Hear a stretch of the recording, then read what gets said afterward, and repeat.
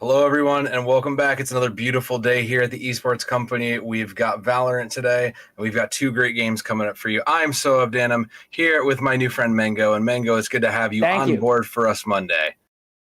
I'm excited to be back. I know I missed last week, but I'm super excited to be back this week.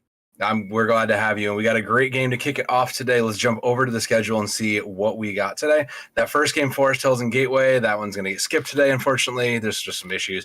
So we're starting it off with Penn Trafford versus Winber, and the second game you'll see after that is going to be Greater Johnstown versus Westmont Hilltop. And both of these games, I think, have a chance to be very interesting given the outcomes from last week.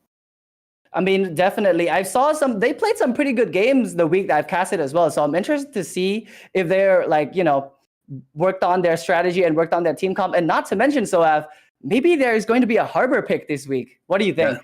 I mean, it's very possible. Harbor kind of got, as we all know, Harbor's out, but it's going to be very difficult to see where he comes from. But speaking of where Harbor fits into all this, let's see where all the teams fit into the standings right now, because now that we're kind of in week 5 here, everything's shaken up. You can see at Penn Trafford, our first match today, sitting all the way at the top of 4-0, looking for their 5th. Yeah, but Winber not too far behind, 3-1. They suffered their first loss not too long ago. So this is definitely an interesting match coming in, because this could be the shot to kind of get Penn Trafford off the throne here.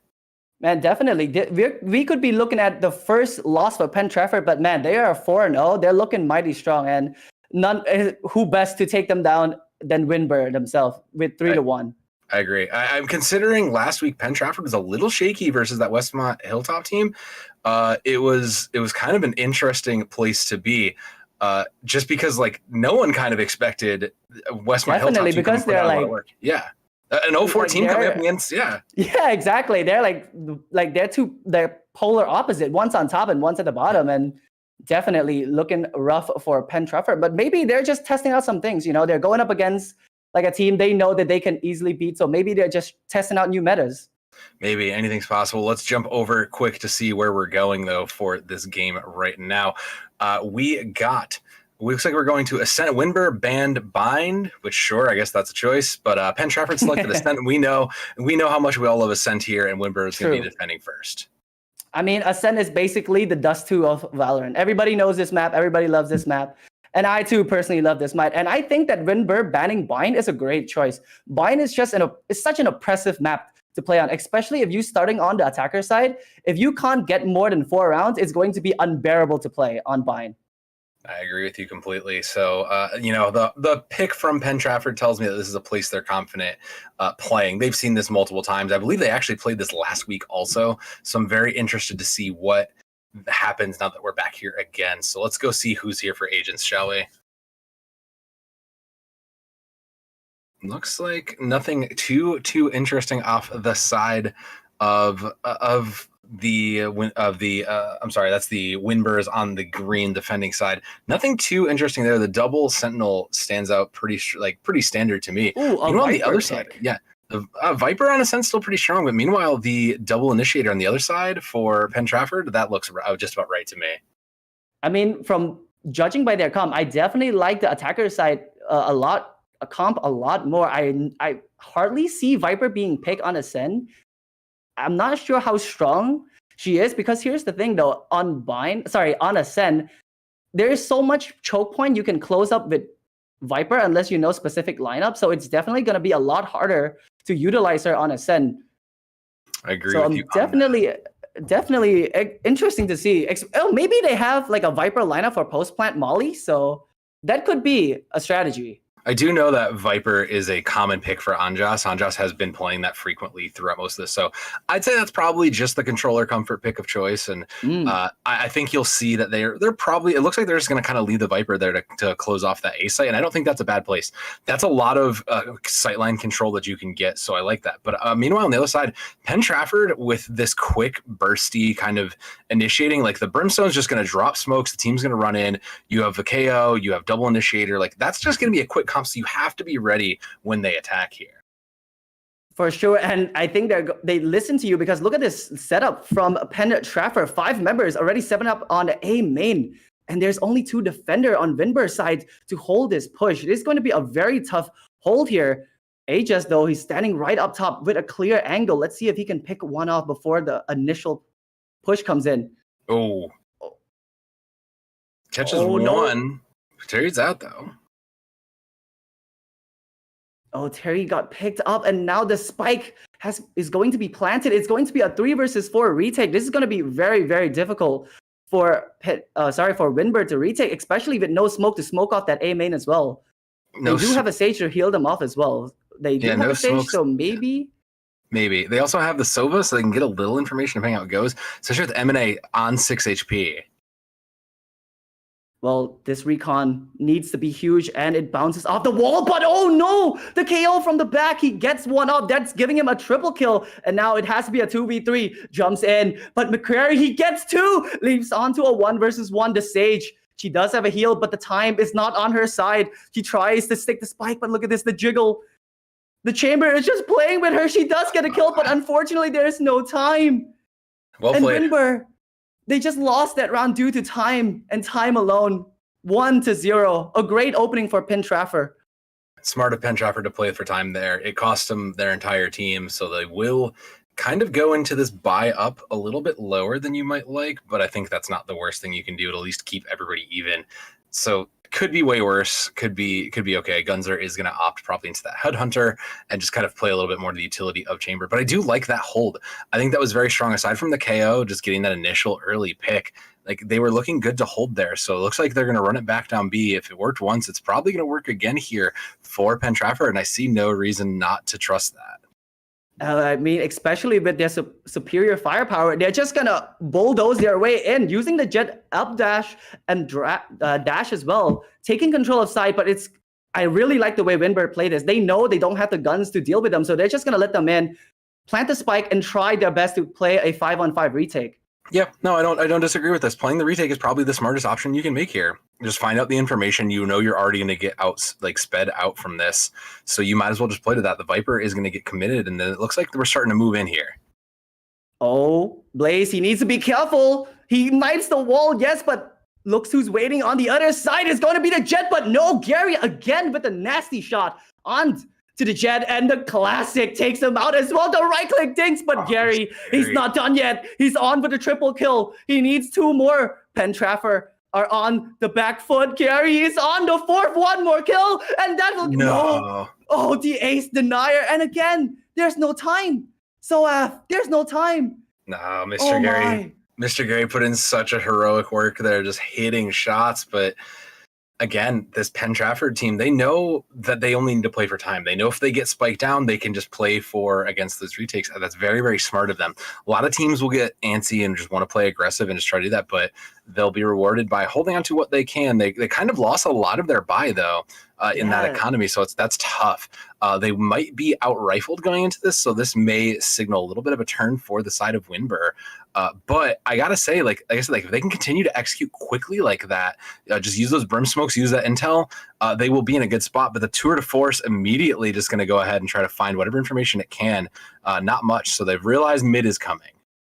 Oh, I really like the strat, the ace split, but Blaze just takes the head of Pillow, takes him out early in the game. You can see Gunzer tries to find a recon, but the recon is stuck on him. He's unaware.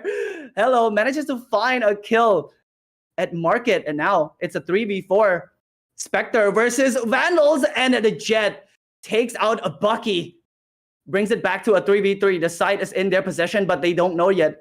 You can see Gunzer trying his best to clear out Boathouse, making sure that there's no one hiding inside a corner. But the spike will go down. Well, it will be that 3v3. The Tour de Force is there, but the question is, do they have an angle for that Chamber? Looking, finds nobody. Mr. Gary is punished for that, and Hello picks up another one. Clock it up. It's just the Lone Arena and a Blase there to try to get anything done, but it's not looking very good. I mean, he was the one who opened up this round with a kill. He needs to clutch it out, but I don't think he has an opportunity to do so. I think he just needs to save, maybe, but he's trying. He's walking in. He peeks out. He does get Hello. He dismisses into the spike, but he can't escape. That is just unfortunate. That is unfortunate, but that's not a bad consolation prize. You'll take one on the way out, I guess, as best it's going to be. So couple things to note here. Quarter does have that suppression available, and considering how quickly and effectively they've been entering, I have to assume that's going to come out here. I'm hoping it's not going to be a rekeep. Well, last week where we were holding that forever, so I'm going to keep an eye out for that. But Blase does have also Empress, so if they can continue to keep getting those picks, they might feel strong enough to enter on this. Again, another 5-stack here, just kind of giving up that mid control. And I really do want to see Winber just kind of peek these angles a little bit more, just to try to find out some information, because right now they're leaving the chamber isolated. I mean, Mr. Gary has put in a lot of work, but I don't know if he can take the whole 5 by himself. I mean, they're trusting in him fully right now. It's a one-man army. The suppress will go down. He peeks out. Ooh, cheeky peek from Mr. Gary, using that rendezvous to get out. Unable to get any picks though. So it's going to be a 5-on-5 retake here. Spike planted. Are marked, so they have been spotted out. They'll have a little bit of information, but again, it comes down to these retakes, and let's see how Penn Trafford is feeling now that they're down a little bit behind rifles on this.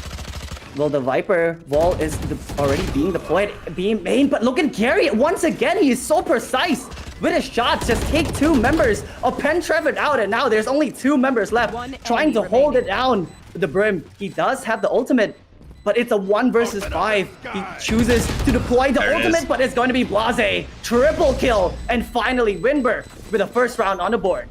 They will get this first round just in the nick of time, and again, without a single loss there, powerfully done. Again, we were looking and expecting them to put in some work here against Penn Trafford, and they are the former champions.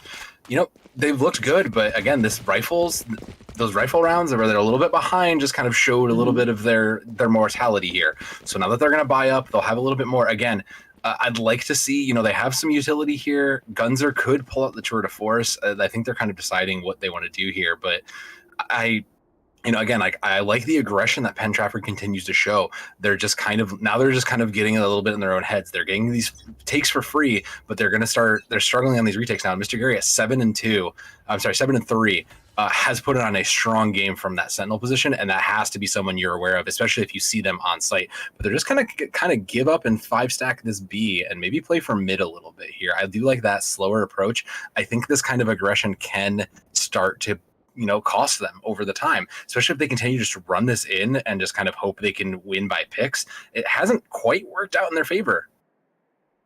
I mean, I do like their fast pace, but this is a change of tempo here for Penn Trafford. 4 members on B main, leaving the KO to lurk on A side, but the spike is at B, so I'm not sure what impact the KO has in this round. Will the smoke? Not sure myself. Here we go, and look at that, Sharks! He caught off guard, and Jet just takes his head, and now they dashes in, but Gunzer replies back on A. Just no more smokes for Winber. Bucky tries to fire back a couple shots, but unable to take anyone down. Yeah, coming in 5v3 is a rough spot to be in. KO, that lurking KO, just playing and buying the time, will eventually get traded out there. But again, Blase coming up for 2. Looking good there. The spike is down though, so the question is, do they move on this or do they just try to save it? It is a tough scenario to be in here. I mean, it's a familiar situation for Blase. 1 versus 3 again, the last member remaining for his team. He does have the Empress. He tries for the 1v3. He knows one, but oh my god, so precise with the shot. And 4-1 already for Penn Trafford. Man, their fast-paced play are really paying off for them. Absolutely, and you can kind of see it. These quick executions brought on by the Brimstone with this double initiator, again, just continues to work in their favor. Once they get in, they'll get the site, and they'll just have everything they need under their control. That all said, they have looked a little bit mortal. M&A looking great there, but again, a little bit quieter than usual coming in at 3-3. So, there is something to be had here for both teams, but Winber is looking very strong, all things considered, despite what the sideboard says here. There it is. There's Quarter. Gonna let out that suppression. Oh, Blase takes off Quarter, but luckily he's a KO, so he can be picked up by his teammate. The dash go forward, but Blase just spams and get a kill through the smokes as well, and Blase headshots onto the next, and he's not done. The triple kill for Blase. Now 2 members left for Penn Trafford. Site is in their possession, but Spike has not yet gone down. The molly to delay any peekers from heaven. Now they just need to reset. They are going to fight this man down, though. So just the two left. And I don't believe there's any smokes left. Nah, there it is. There's the last smoke from the Brimstone. So the question is do they have the angles? No, they do not. Hello is caught out there. Oh. And Anja's going to pick up 2 just to clean this up. A very, very strong aggressive take back from the side of Winber. And yeah, again, that was going to be my concern, is what happens when, now that they've seen these plays, these quick set plays come in a couple times, is now you can start to read it. Now you can kind of see, okay, there's going to be someone peeking, we're going to get a sight, the Jett is going to dash in, and now that someone is picking it up, and Blase coming in has been reading that very well at 11 and 5, already with their second Empress also, by the way, has been reading that very well and taking strong advantage of that. So 2-4, it's still not out, and I think that this reset to weapons is going to be a little bit tough. No one really is down in the economy, but it does, I will say that Winber does have the ultimate, so the tools are a little bit on their side going into this next round. I mean, I really like the fact that they're starting to peek these angle and just not let them come into sight for free. You can see Blase taking the initiative and always trying to challenge every single angle, and that's paying off really well, especially when Blase are hitting insane shots like that, even spraying through the Jett smoke, managing to pick them off as well. Agreed. And that's always rule number 1, right? Like, spray your smokes. You never know what might be lurking in there. You'll never know who you're punishing. So if you take away nothing from this game, there's your lesson for today. But the Blade Storm is up, and M&A is going to try to get some value from them. Does eventually someone know nothing to be had there. So still no sight, though. Looks like they'll try to get it from this advantage, but Mr. Gary is lurking on that flank. I think they accidentally locked themselves out. They locked themselves out. Oh, no. That's unfortunate. Trades will hit, though, and it's still anybody's game for the moment. Well, it is a 4v4. The Viper does have her ultimate here, so if she gets on site and deploys her ultimate, it's going to be really hard for the attacker to defend the spike. But Amjust takes out Quarter, trades it right back from Gunzer. You can see Sharks on the lurk, on the hunt. With the recon, she peeks out. She manages to take out 1, but M&A, Blade Storm takes out Shark. Now there's 2 more defender to go through. She hides inside Hell, waiting for the drop. And they're just waiting patiently. Crossfire been set up. The Leer thrown. 1 more Blade Storm, and she can't connect. Leaving it all out to Brimstone. Hello. He peeks out, but what was that? Oh, it didn't get there. Blase! What a shot. But can she get the time? Does she have time? It got it. He'll get she that. Got wow, great play from Blase. Well played. Yeah. Again, the tricks are starting to get found out here. Winber is starting to get read very predictably, and it's starting to know. And you almost could have even body blocked that to just be fine. But yeah, Blase absolutely looking phenomenal. 13-5 there, leading the charge. It's just been back and forth here. There's really no way to say like any team's really had an advantage, but like I said, Winber is just kind of figuring out. They're kind of seen this a couple times, and it cost them a couple of rounds in the beginning. But now that they're getting an idea of how this works, it's going to come to Penn Trafford to try to change this up a little bit. And now that Mr. Gary has an op in hand, there's Core's already gone. Yeah, I was gonna say now that there's an op out on the field, I have some questions because Mr. Gary has been looking good. So tour de force on the opposite side is going to have to be a little bit of a difference maker. You're still going to have to try to play to that, but they just kind of have control of this mid and don't really know what to do with it. I mean, with 1 pick, they just adjusted their whole entire strategy. Now they're going mid. M&A leading the pack, leading the charge, breaks the trap, so they have the information that she's coming in, but the spray connects. She dashes in. Oh, Gary, a missed opportunity with that op shot. But M&A does bring it back to a 4-on-4, and again, the rotation away from Market. And I'm assuming it's gonna go to the A side. Bucky spots out Gunzer, but can't do anything. He pulls the tour de force and holds the angle, but no opportunity is presented to him to use this operator. He needs to fall back. No, I agree with you completely. We'll see if the Dart can find anything. Will unfortunately not catch anything helpful, but the Sage is still on site. It looks like they're going to try to take this A site, and I think their call for the rotation has been made. So if this Sage can just stall for time, the reinforces will be there. Well, stall for time, but she can't really do much as M&A just rips her down. And now 3 members left.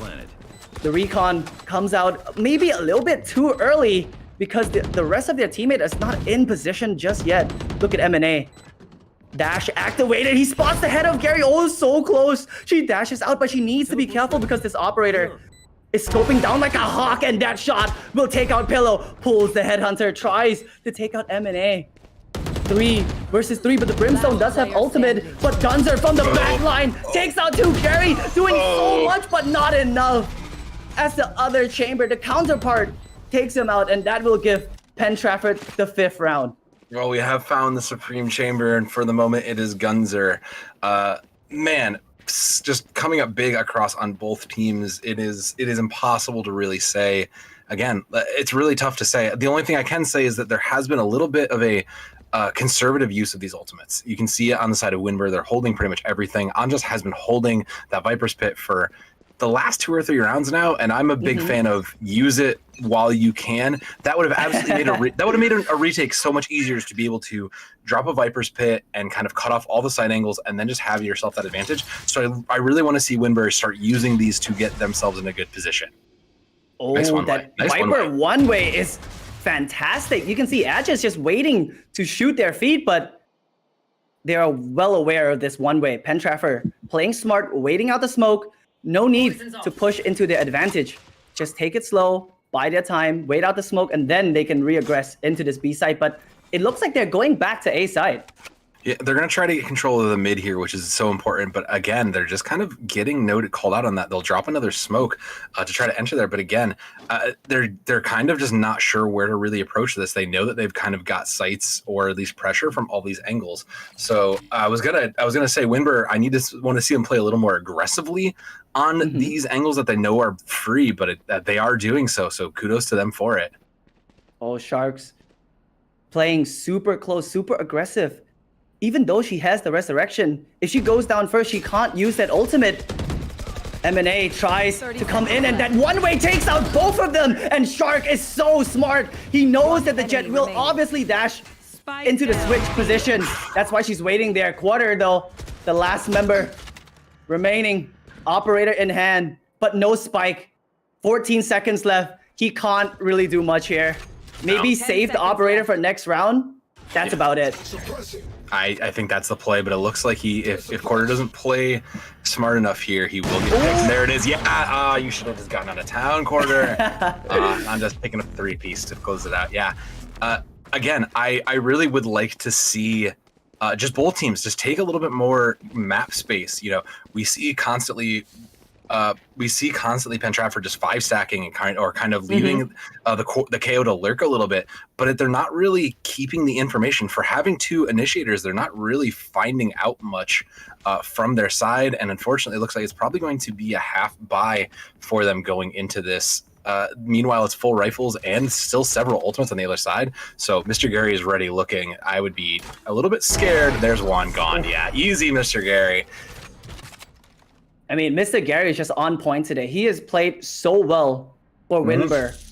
He's always taking the initiative to peek out and always getting the initial frag, making it super easy to defend because you're just defending against 4 member. Making it's just so much. You've just made the rest of your match so much easier. And again, now that we're kind of taking control of this mid space, I do like it a bit more because it's still pretty free, all things considered. If you move quickly, you could take this middle market ground, but it doesn't seem like they are ready to commit to this without the information. But they have the tools to do so. They just need to commit something to it.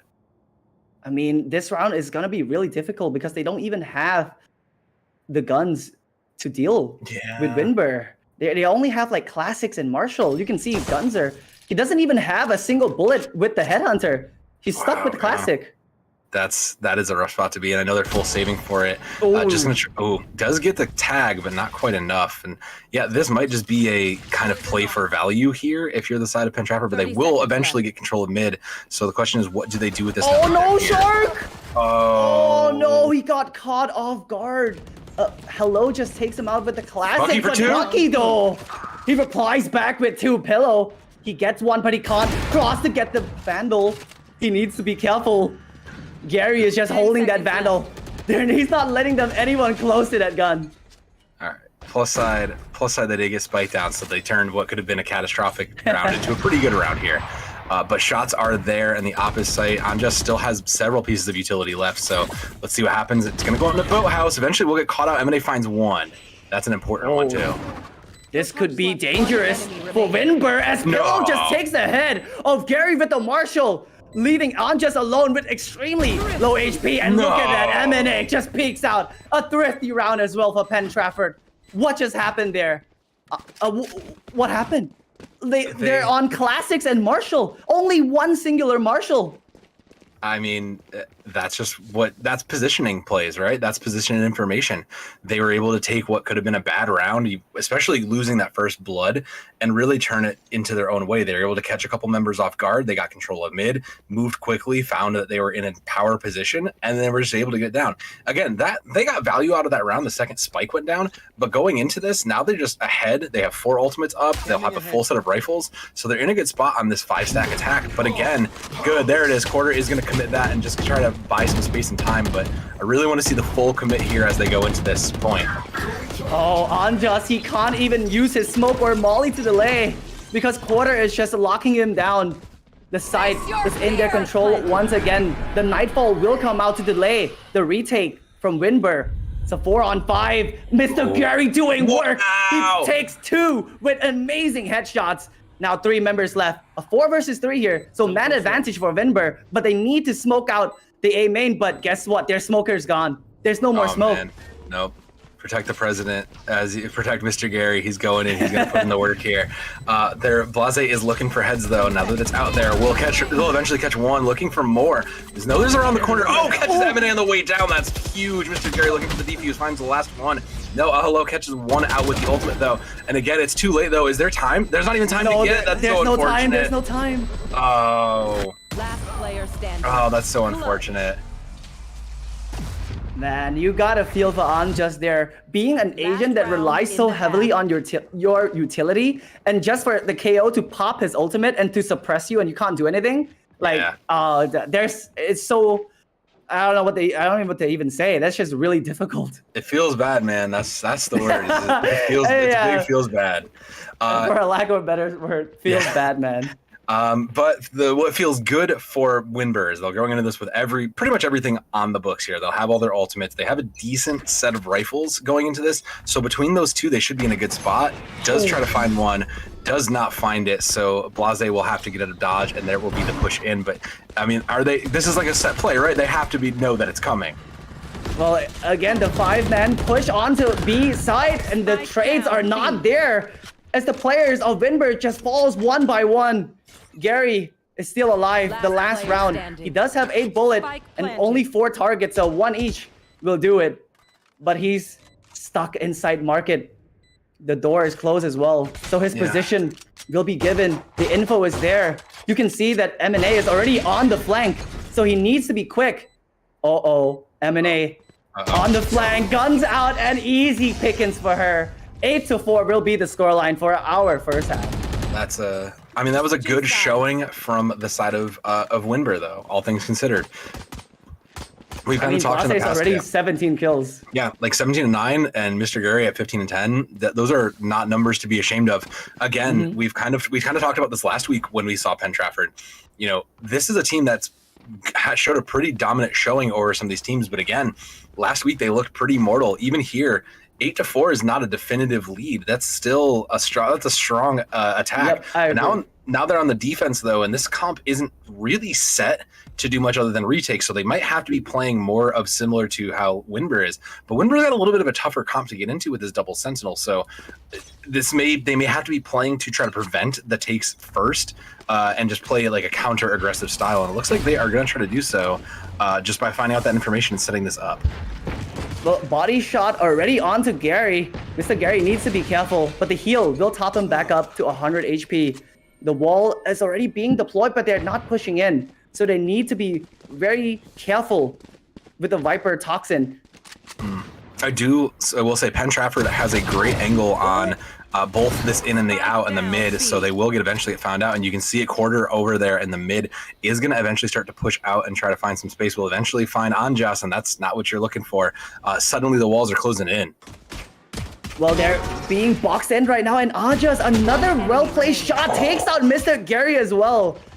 Bucky is alone, and he's being boxed in from both sides. He can't really do much, and the second pistol round will go in favor of Penn Trafford. That's what I wanted to see, was just this aggressive take. They have a comp that wants to play aggressively and needs to. They take advantage of the space there, and they're rewarded for it. And again, a quarter who's had a little bit of a rougher game at 10 and 11 still has been looking very good, all things considered. You know, the usage of ultimates, the play and the setup they've been making, the lurking has gotten well for them. They've been able to find out information, support the team. So shout out to that for them. But coming back into this, it's 9-4, and Penn Trafford looking to close this out. They'll be at the advantage, so this is looking in their favor to close this out a little bit sooner. Well, Anjas lining up the smoke here, going on to A side, but look at this. Quarter with 1 EMP. The spots out 3 member of Winber, so they have the information. They know that Winber is trying and planning for an A side hit, and MNA already making quick work of Mr. Gary with her Sheriff. Takes him out, swap to the Spectre for the close range spray. And now Penn Trafford are doing what I wanted Winber to be doing, which is taking control of the space that they know they have. They can peek and find out that there is no one on mid, so suddenly now that's in their control. And you can kind of see it as this rotation hits. They're figuring out, okay, we don't see them there, so that must mean they must be here. And again, the space that they're having is just becoming less and less by the second. So not quite ready and able to push this B site. It's going to be a tough call. Another knife comes out. Doesn't really find anybody, but it is information nonetheless. That catches one. It catches Blase. Oh, Anjas here's the reload, tries to find Gunzer, but he dips back out, and look at this. Blase jumps out, gun blazing with the classic, manages to find Pillow, but the trade is there. Can he find one more? No. The Spectre is just too powerful, and a hello just sprays them both down. 2 headshots with the Spectre as well. 10-4, only losing 2 guns, so not that bad for Penn Trafford. That's manageable, but now that rifles are up, the question mark is going to be what happens in this round. Again, there's nothing really else on line, so just simply buy rifles, and it's an all-in buy on this, so it has to work for Winber. They need to come up with a win here, otherwise they're just going to be losing the next several rounds after it. So this is a very, I don't want to call it desperate, but this is a very all-in It's a do-or-die situation. Yeah, this is that's a good way to put it. It's a do or die. It's an all-in moment here, so they need to come up big, and we need to continue to see these guys who have put in and gotten the work and the shots continue to do so. Oh, I love this play, using the Prowler, but M&A will get spot out here. Mr. Gary is so aware that one could be hiding inside that cubby, doing his job, checking every single angle. Quarter though, the Lear does go out and he's caught. However, he managed to find what? He was full blind, but he still finds the head of Mr. Gary. It's all predictive, baby. If you can predict where you think it's going, it doesn't matter. But that rotation, I'd say if they've predicted the rotate to A here, because it looks like they will get it down on A, and coming into this 4v3 is not a good retake make. Oh, unless Gunzer can do something about it. He hears the drone. Bucky needs to be careful, and no, he got caught. Gunzer free upgrade from the Spectre to the Vandal. 3 versus 3 retake, 1 Vandal in play as well. This is very dangerous for Winber. Remember, this is just a bonus round for Penn Trafford, but a full buy for Winber. They need to win, and a hello already takes out Shark, making a little bit easier for them to retake. Blase, no more flashes. He spots the gun barrel. He's waiting patiently. Trigger discipline, but no, Gunzer spot him out at the end. And just tries to fight back, takes 2, but can't finish the last. As Pillow gives them the 11th round. A bonus round as well for Penn Trafford. Converting that into a round is so good. And now on to the 11th as well. The hero play from Anjas was almost there. It was quite a good retake, but unfortunately just didn't quite have the pieces going into that. So again, that all-in moment, it's going to force them just to probably look into minimums here. Meanwhile, it's just going to be a strict upgrade for Penn Trafford. They're going to have everything going into this as they begin to close this out. Quarter will also have that suppression, so I expect or think they might save it here. They could look to save it for closing out in point 13, but I don't think using it here would be the worst thing either, is if you find out the information is good. Well, maybe he wants to use it for the gun round, because this is just an eco run or even a half buy for Winber. But they need to convert this round. They need to stop the bleeding. You can't let Penn Trafford get the match point. Sheriffs against Vandal. Looking mighty tough, but Mr. Gary, though, does make it a little bit easier as he takes out Quarter at short. M&A just waiting. He hears the gunfire, the gunshot whizzing through. But look at this rotation. I really like this rotation for Winber.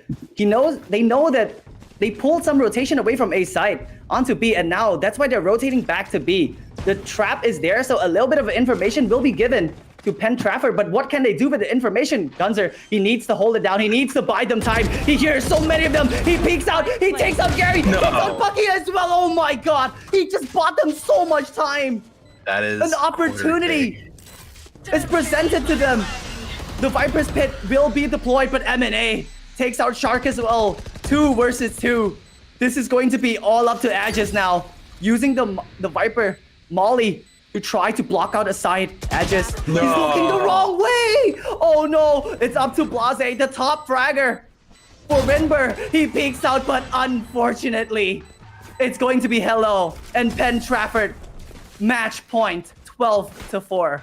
The hubris of the aggression there, looking for the kills. You feel safe and confident in that Viper's Pit, but sometimes you got to just play back. Remember, you're holding Vandals. You can play to range, and yeah, it feels good to get that. But going in now, you're on match point. It's one point away from you and losing this round at 13-4. And Blase is the only one with anything on their side with that Empress. So this has to be big to keep themselves alive here. Otherwise, we go on to our next game. Man, Pen Trafford looking so strong today. Only dropping 4 rounds. Looking to close it out in this round. And it's going to be a 5-man stack onto the B side once again here. They've tried this so many times, and they're trying it again. It's not the worst plan. It worked in the past, so maybe it can work again. But nothing yet so far. So still in the clear. Drone is out though. See if it can find anything. Couldn't quite clear the window, unfortunately, but will lead the way in. Nothing really found though, so they think this might be the moment. Well, they're just buying time. The calm before the storm. They're waiting, but the rotation, the call's already been made. The spike is moving away from this B side. I do like the call. Because if you look at the minimap, there's only one defender on A side. Agree. Yeah. A double fake? Yeah. A double fake here. I think they're just looking to see what they can find with their information they've got. Like, is it, how much do we have? Is it closing in on us? Do we have the time to go? Because this looks like it could be time to go and move forward, but they're just trying to see if who makes the first mistake here. Well, 35 seconds left, and the leader will go in. Pillow manages to find ahead of Gary, so Mr. Gary's already out in the last round. Blase does trade it back, and look at this, M&A tries to sneak up on them, but no, can't catch anyone, so it's going to be a 4-on-4 retake. But Pen Trafford KO does have the ultimate, and it's already being deployed, so no ability for Winber. M&A puts a few bullets into the smoke, hoping to find someone, but it's going to be Gunzer who opens it up, and onto the second as well. The last man standing, but that is it.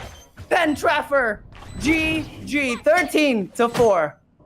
A very, very strong showing from last year's champions. Again, we're seeing them put in incredible runs and continue to go undefeated here.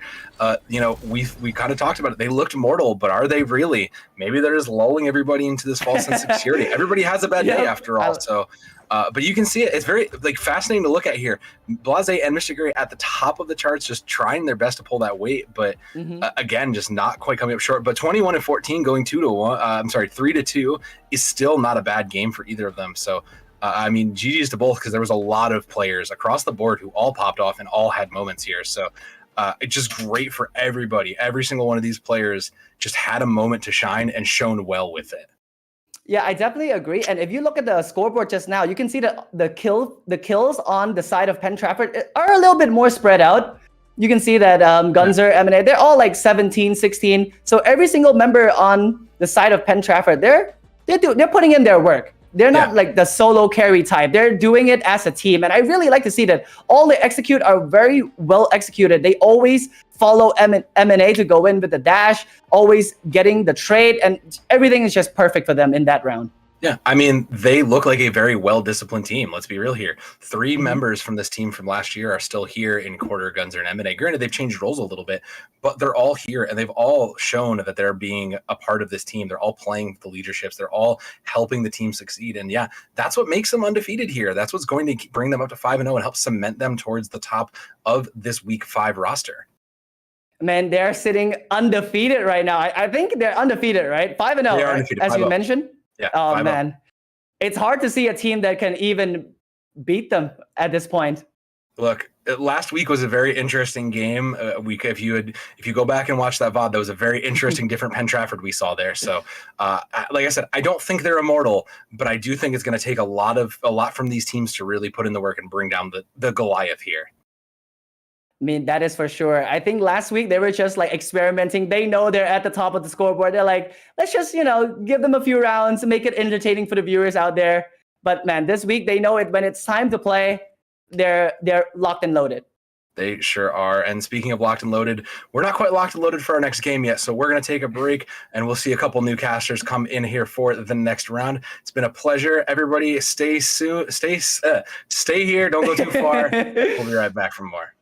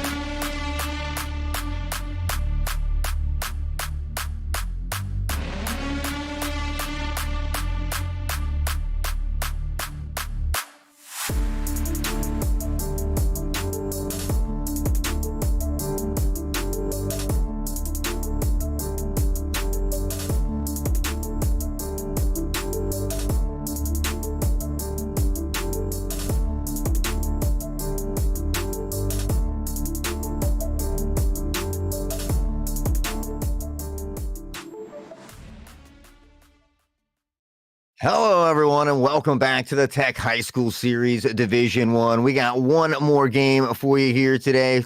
Unfortunately, we had to say bye to Soav, but I personally am excited to be back in the booth with the legend Mango, the Flamango over here. Thank you.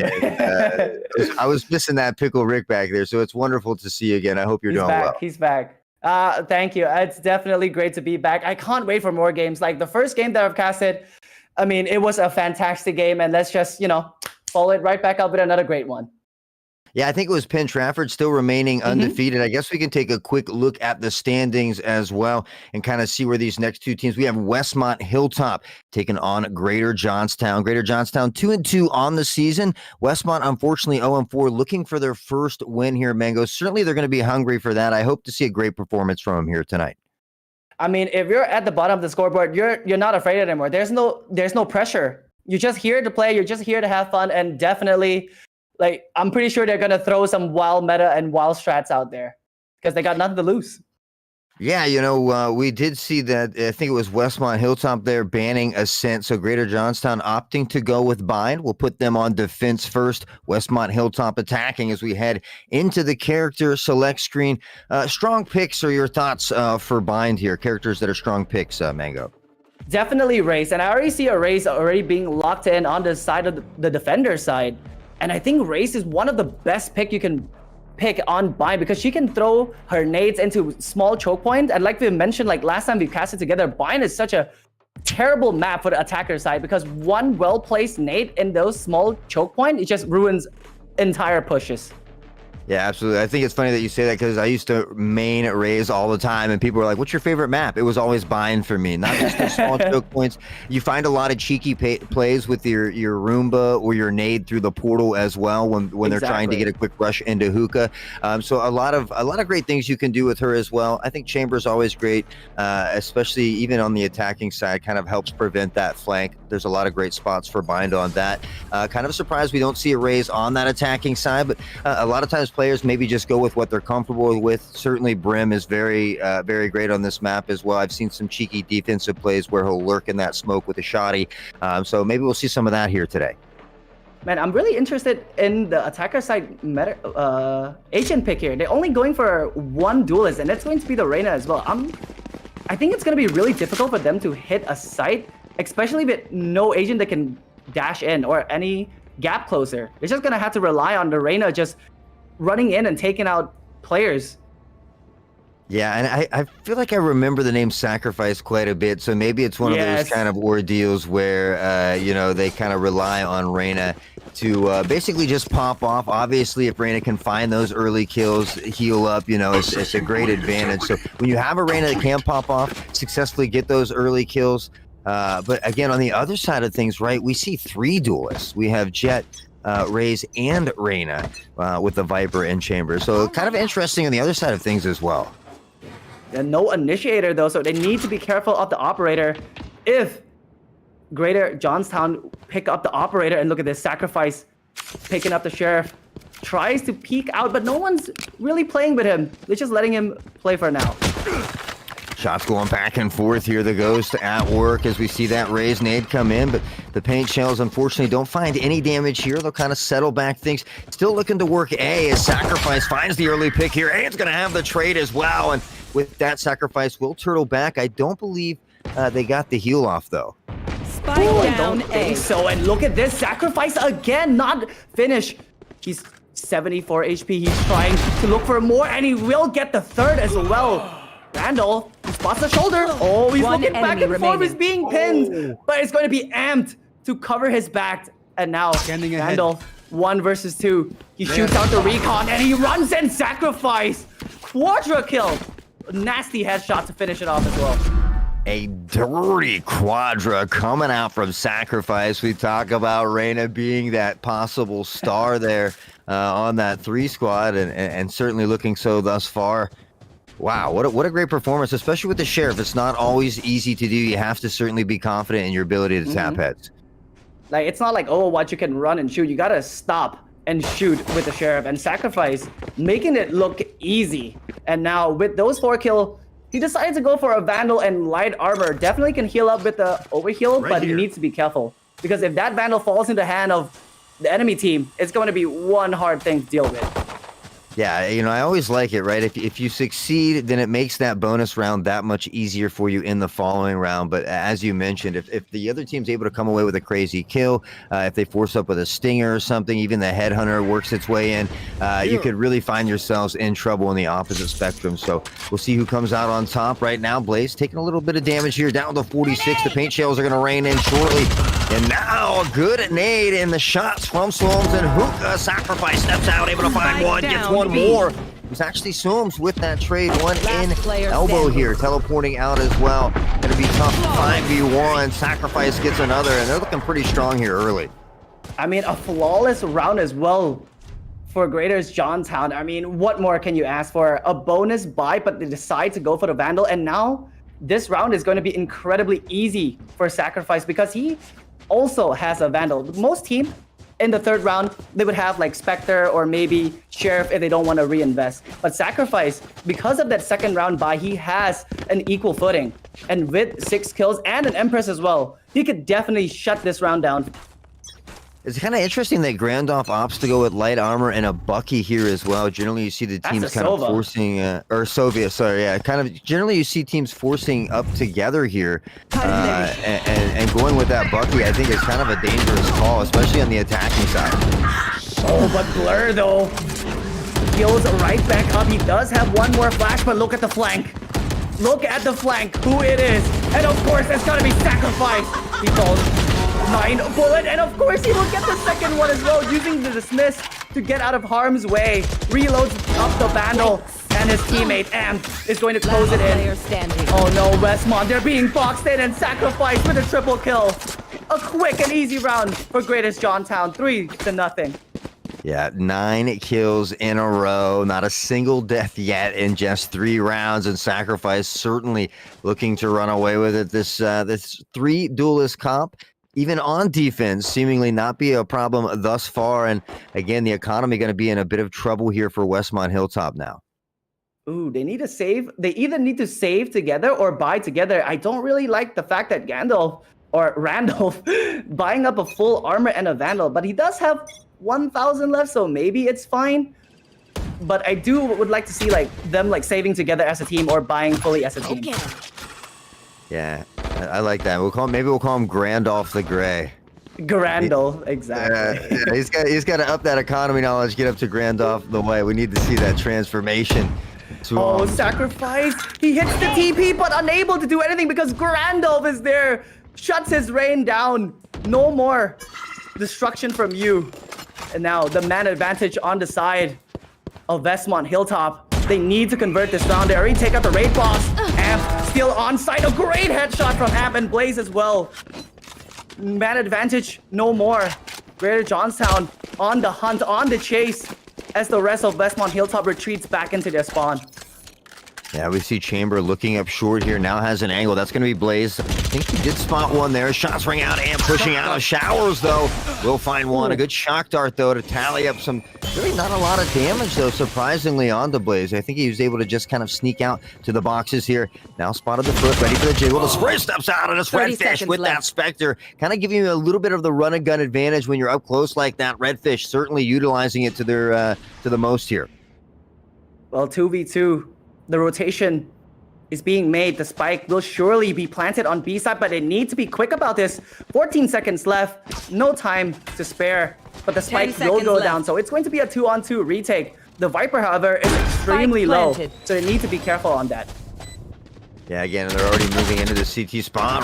Oh, wow. Sage kind of getting away with one. They're carelessly running out there. Has help from Grandolph. Will pop up the wall as well. Now Tommy T with 18 health has to chip away at the wall. Certainly a very tough position for Tommy here. He's mining for a diamond. Redfish just waiting outside of spawn with the Spectre. So extremely powerful at close range, but it's going to be the Grandolph who takes him out. Triple kill. He's the one who started the round off, and he's the one to end it as well. So the first round for Westmont. Yeah, and it's kind of exciting to see Westmont take that because really a pretty scrappy buy for them. We saw some various different weapons. I think it was Sova who was really the powerhouse as far as the Vandal going on that buy, but now able to come away with a round win. You can maybe inch your way back into this. The economy not too bad for Greater Johnstown yet, so ideally we'd like to see Westmont win one more here. I mean, on the attacker side, I would like to see at least 3, minimum 3 if you're on the attacker side. Well, here we go. The attacker side moving their attention away from A and starting to come to B side here a little bit, but they're unsure of where they're about to go. As you can see, they haven't made a step out of it just yet. They're not even outside of hookah yet. They're just waiting. Yeah, I mean, I honestly, I like when teams have some patience on the attacking side as well. Just see if maybe you can get that defensive side to kind of overextend, trying to get some early intel. You can find that early pick and begin to work off that. But it's Blaze with that op, putting in work here to give him the player advantage. Man, that operator pickup is so impactful, already paying off with 1 frag. You can see that Som throwing out the paint shell, trying to delay the hookah push. They're all trapped inside this B long position, B main position. The drone will spot out one. Blade Storm popped on the other side. Now they have a choice. Do we contest or do we TP Blur?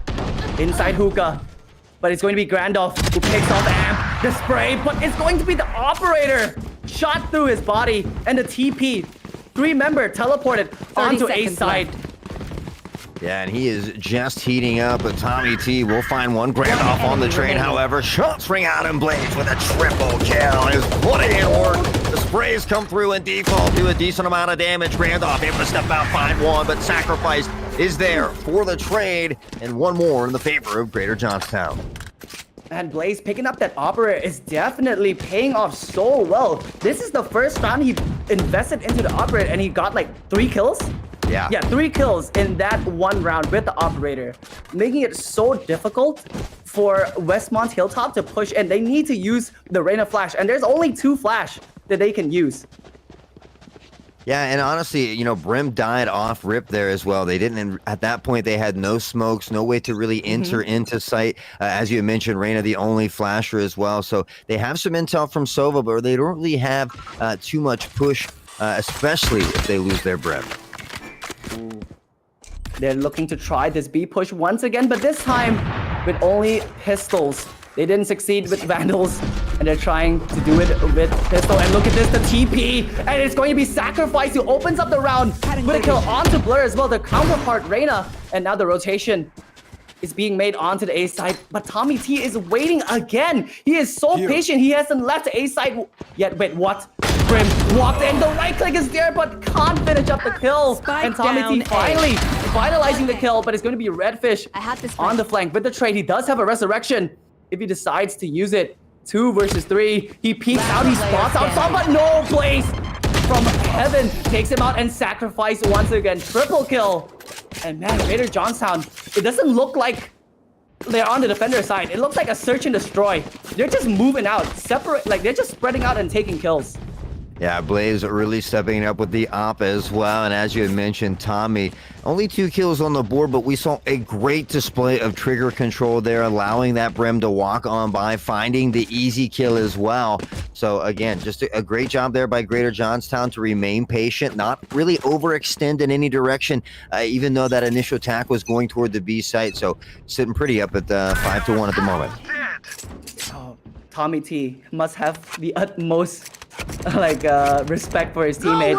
He hears that they're going B, but he's not moving an inch. But Blur this time gets the better of Sacrifice as he takes his head. So man advantage for Westmont Hilltop. But can they convert this round as the race is already on the flank? No trip as well. Take flight. Grandolph, he uses the Aldone to spot him out. A great awareness here from Grandolph. Uh-oh. The shock dart, but Blaze with the tour de force shuts down any potential push onto the A side with 2 immaculate kill. Yeah, and Ray's having a great situational awareness there as well, realizing where that Aldrone came from, finds the paint shells onto Sova, and Sova was chunked down pretty low there, does get the heal from Sage just before she's extinguished, but now in a 4v2, the 2-player advantage, and still tucked near spawn. We can see Ray's rotating around, has the showstopper in hand, but certainly doesn't need it to use this round. I mean, 2 versus One 4. enemy Tommy remaining. T is tucked into his Spike favorite down. position as Blaze continue to wreak havoc. And Tommy T, from his favorite position, finalizes the kill. And 6-1. Yeah, I mean, Blaze certainly a force with that Tour de Force, finding 2 or 3 kills again that round, and now climbing from near bottom to the near top of the leaderboard, sitting 8-2, along with a juggernaut Sacrificed, who is 13-2 as well. So we've seen some great moments from Grandoff, but really the team needing to play together just a little bit more, needing to try and use this utility together a little bit more. And these chamber trips really haven't come in to watch these flanks as well, which kind of surprises me. Well, let's see if he decides to use it here. He has a chamber trip. He needs to put it down. And he's contemplating whether or not to use it. Oh, he's not using the chamber trip as the defender side is already pushing in. Sacrifice once again takes out the Brimstone. Spike is down. And now they're just on the Spike retreat as down, B. Sacrifice is so close. Blur manages to take out one, but Sacrifice is pulling it back. Bucky finally coming out into play here. Takes out Sacrifice, but there is still 3 more members to go through for Westmon. Showstopper pull, and that's going to be it. Randolph can't escape from the Showstopper. You know, it's honestly, the Bucky is not the best weapon to use most of the times, but I certainly really love when I get to see a kill. Blur will find one here. The shot's a little wide from Suons. Now the up into Hookah here. One more flash in hand after this one. Steps out, finds the spray. A little while, Blur able to get it now. At a 1v1. Dismisses into Hookah. Very close. Oh! Comes out, and what a play from Blur. The 4K, and they does it yet again. I mean, in a 1vx situation, Arena is the absolute perfect agent you need. And my Blur just displaying what Arena can do in those clutch situations. He picks off one, immediately using the dismiss to get himself in a better position, reloads his gun, using the Leer as well, and one missed shot from Amped, that just seals the deal. Blur just sprays him down with a headshot while jumping as well. Crazy shots from Blur. And it's those types of rounds too that can really inspire and get your team fired up. So we'll look to see if they can keep that momentum here going forward. You know, you said wanted to see him get at least 3. Obviously, they can get more than that. It would be wonderful. Blur finding the first one on Sacrificed here as well is going to be a big opportunity for Westmont Hilltop. Oh, a free upgrade as well for Redfish from a Spectre to a Vandal. And Blur has the Operator, continues on, and then he gets 3! Oh my god, Blur! Arena with the Operator, not something you see every day. Ace side is in control. Last player standing. And oh my god, Tommy T. He can't Spike really planted. fight back, leaving the Rays alone in a 1 versus 5 situation. I don't think that they know he's flanking, but they surely will do now. What was that? The Collad takes out 2 member. An opportunity for Rays. But will he go for it, or will he decide to save? Oh yeah, spotted one more here as well. The Collat working out in their favor though. Time not on their side. Has to be aggressive here. Wall slightly in their favor though. Blasting toward U-Haul, but it's not enough as Redfish finds the kill. We talked about what that previous round could do for confidence, right? We certainly saw that from Reyna there. I mean, just stepping in, Blur, finding an early 3K with that op and basically just creating a lot of opportunity for the team. I mean, Arena Operator? It's definitely strange, but it is working out for them so well. And now they have 2 Operator in play. One on Blur and one on B-Milk. Ooh. Hey, I mean, I love sniping, so it's not always the most ideal thing, but right now... Sacrifice. Oh, this time, finally, he gets the revenge. And Amp is walking up. He has the dash. He takes out one and falls right back to switch to the Operator because he doesn't want them to revive. He spots out one. The wall is there. The revive will come out. Can he spot the head? No. No, so close, but not enough. Yeah. You know, I think B-Milk right now is 1-8, so maybe just pulling out that off to try and find a kill or 2, get some of that confidence, that aim back on track. But right now, the player advantage going in the favor of Greater Johnstown here is we do hear that TP come into play. Ray's tucked in sight there. Blaze just on the other side. And right now, that bomb or the spike's still down, and we're kind of just hanging out around Fountain at the moment. Oh, they lost control of Spike. this is going to be really difficult for them to fight for spike and then back onto side. You can see that Am is just holding the angle. Oh, the timing! He just looked away for a second. Blur finally spots out. Oh, Am trying something cheeky. The pre-fire. Can he get it though? But no, Blur decides to fall back. They have recovered the spike, but only 25 seconds left into this round. They need to get into side, and they decide to hit the TP, and look who's waiting. It's Tommy T. Yeah, we've seen great trigger control here earlier. We'll see if he can do it again. Chamber has gotten his way around pretty quickly here to the short side. Tommy T steps out with a bulldog, humps the head, gets the bread. Blaze will find one more, and now, just like that, a 4v1 as B-Milks with that op will find one. Needs to try and back off and save. He's going to be in a lot of trouble here. The frenzy, not enough. Tommy T gets another. I love when teammates trust their team so much that they know that, all right, we hear so many footsteps on B side, but what does Tommy do? He stays on A side because he believes in his teammate. All right, you know what? They go B side, they can't get in. I'll just stay A in case they rotate. And time again, they rotate onto A side, and they forgot that Tommy T is waiting for them. And we can see easy pickings for Tommy. Just peeks out, scoped in, 1 kill, easy, and that's it. That seals the deal. Yeah, huge. And it goes to show you that kills aren't everything, right? Tommy T might be at the bottom of the leaderboard for his team, but that's 2 huge clutch plays to clutch rounds here now for his team. So certainly doing a phenomenal job as well. We talked about 3 being that great number. 2 rounds left here before halftime. Can Westmont somehow grab another? I mean, those are the impact frags, not those eco frags. And Blaze, Lear, he decides to fire off a shot, but unable to connect the shot. One more Lear in hand for Blur, decides to use it, and they're looking to go into the B side, but Blaze fires off a shot into the body of Redfish. So no more heal, no more walls for Westmont. Oh, and he's so smart. He smokes the trip so they don't know that he's flanking. So smart from Am, but will he be aware? The Bucky behind, and it's gonna be Grandolph. He just got outplayed by Gandalf. Blaze and Sacrifice, however, down B. Takes out 2, leaving Grandolph alone. He really likes his Bucky play. Finally, changes to a Vandal, but can't really do much against Blaze.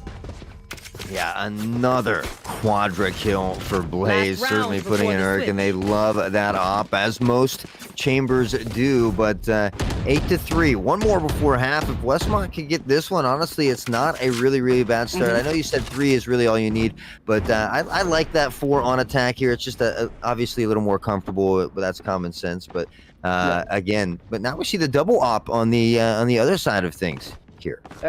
Getting 4 definitely gives you a cushion as well, because if you lose the pistol round, you still have a few rounds to play, but if you're only on 3, it's going to be difficult. Oh, the Brimstone. Ultimate in hand. Blaze picks up the first blood, but can't really find the race as he just satchels his way into safety. Viper's Pit being deployed at A short as well, so stopping any potential push in this small choke point, and Blaze continues to wreak havoc with this operator. Takes out the Brim as well. Oh my. Yeah, gonna go ahead and switch to the Tour Day Force as well. Tommy T tucked in here.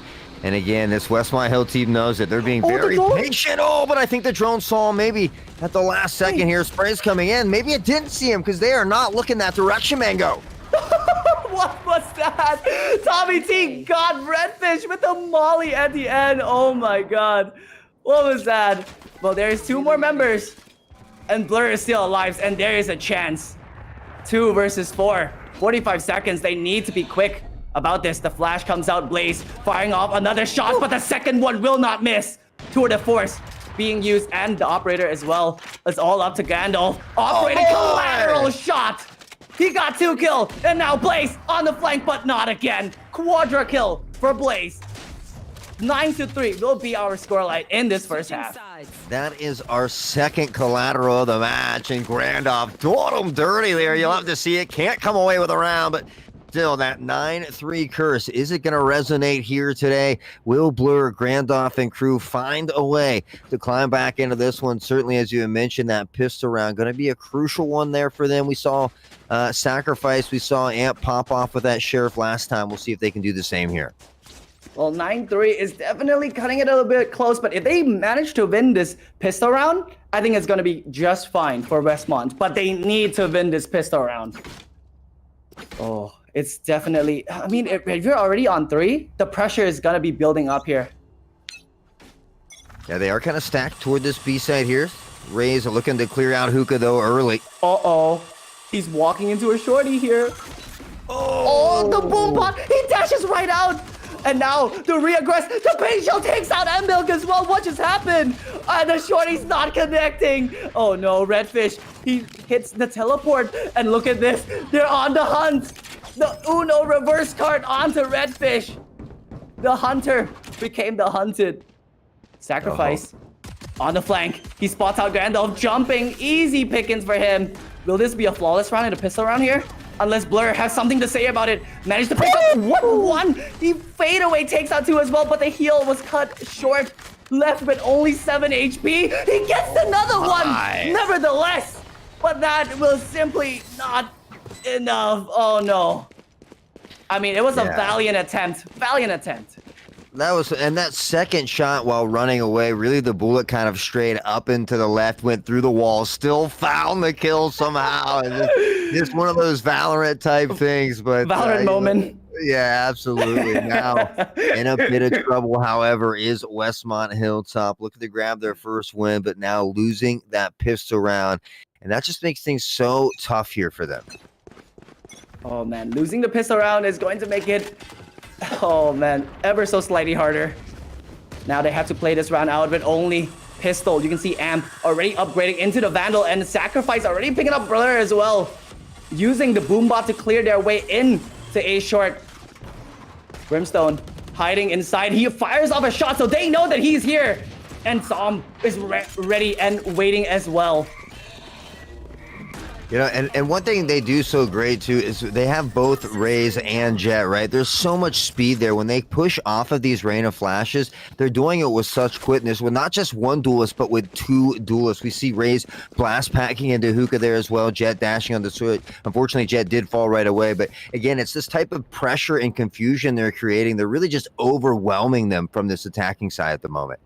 Yeah, that's the thing that separates these two, like, composition. If you look at Westmont's side, on their attacker side, they have no gap closer. They have no dash. They have no satchel to get into close range fight. So they just had to rely on the Blur to just walk in. And Blur can't always 1v5 it. It's gonna be really difficult for him. And now a full buy for Westmont. The wall being deployed already inside Hookah, but this pain shell will force Redfish to fall back. He needs to be careful. What? What? He didn't do a single damage.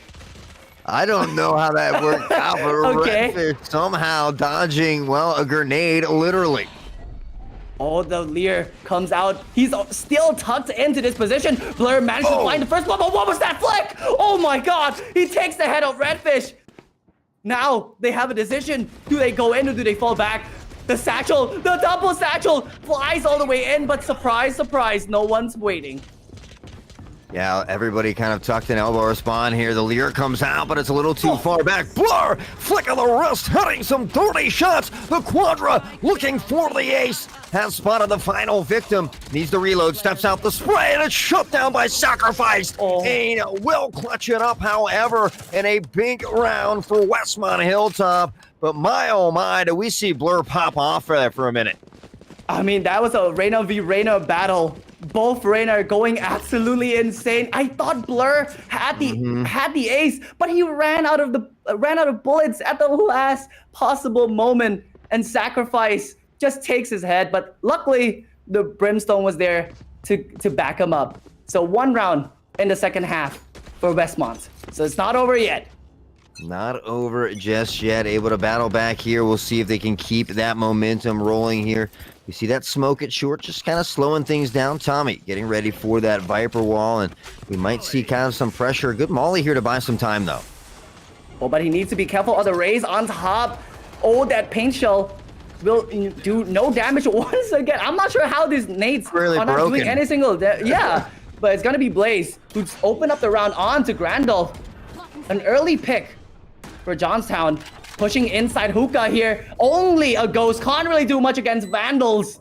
As Aim takes them out. And now Sacrifice chipping away at the wall. But there's still one more layer of wall he needs to go through. But his teammate doesn't even need him as Ams and Blaze just tear through the defender side of Westmont, leaving Blur alone once again. He spots the shoulder of Blaze. He does take him out, but he'll still 4 more. And whoa! Sacrifice just runs and just sprays him through the wall. Match point for Greater Johnstown.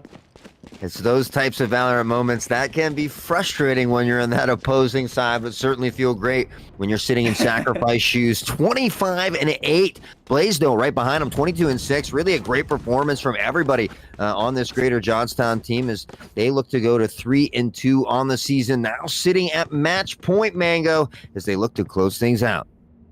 Oh, they're looking super strong right now. The momentum is on their side as well.